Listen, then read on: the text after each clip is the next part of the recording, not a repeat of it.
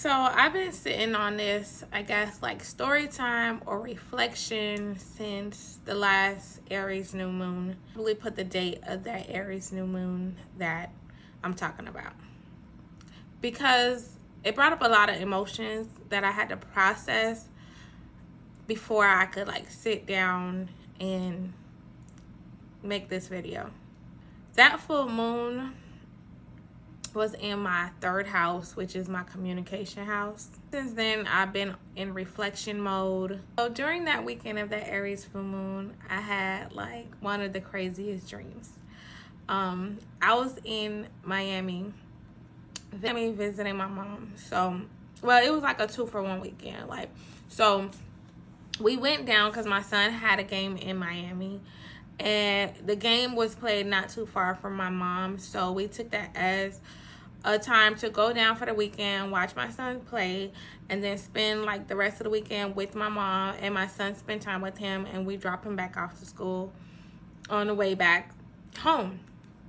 So while we were there, I had a dream. It was one of those dreams when, like, you know, when you have a dream, you wake up, you think it's over, but then like you go back to sleep and like the dream continues. So like I took it as clearly there was a message in this dream. So the first part of the dream, I'm in the car with my son, and he's driving, and he doesn't have a license.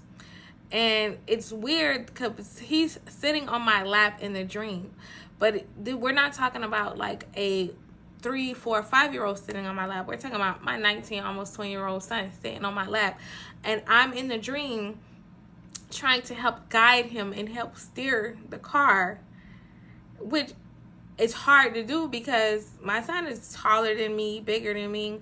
Like, there's no way he is on my lap. Like, there's no way in a reality that would make sense that my son is in my lap and I'm trying to help him drive a car. You get what I'm saying?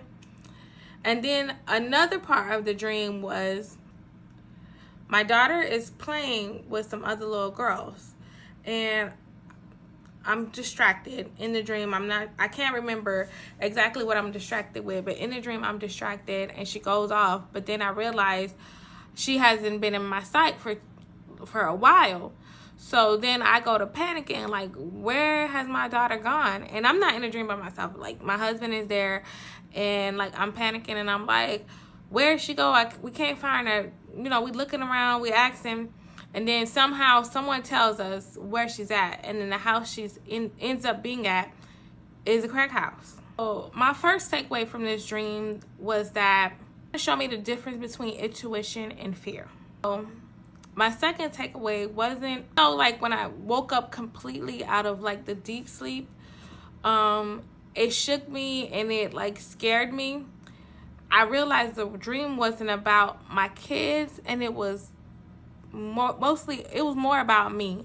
And I feel like it was even more about me because I happened to have the dream while staying at my mom's house for the weekend. Like, it was about how I try to steer and control everyone that I love, and when I try to act like I'm being chill about it and it's not a big deal, I'm still trying to hold some level of control. That's when it hit me about the difference between intuition and ego.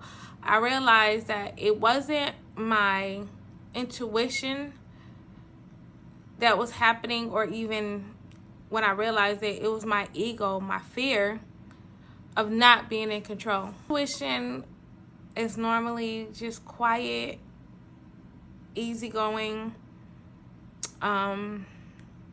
It just is. It's just there. My fear is anxious and loud and overbearing. I'm a person that's like always worst case scenario. I try to fix things that's not even broken. I create scenarios that possibly could not even happen, but I tell myself, I rationalize it in my head that I have to prepare for everything. You get what I'm saying? To tie in astrology with it, Aries full moon was about identity and control. Learning when to take charge and when to fall back. I'm with Neptune and Mercury off. can sometimes be foggy.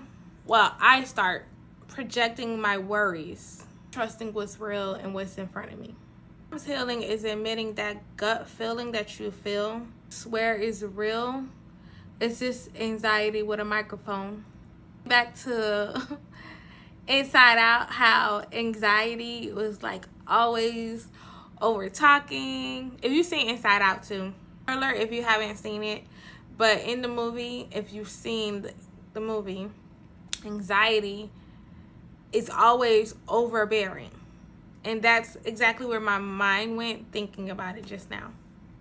Just to like circle back, it made me realize that I need to trust more. Trust that my kids, my husband, and my life need me to guide and steer everything. To sit back and let God do the steering. While I'm doing this particular video, in my chart and Mars are linking up. I'm also going through a Mars return because my Mars is in Scorpio. Like God is saying, say what you mean. Another takeaway is that healing doesn't always look like the strong and super overcoming. Sometimes it just looks like being honest. Clarity and healing can coexist. That I can have my emotions, I can feel my emotions, and still know what's right, and still know how things are supposed to be, but still validate my feelings, which is honestly a lesson I learned as recent as this week.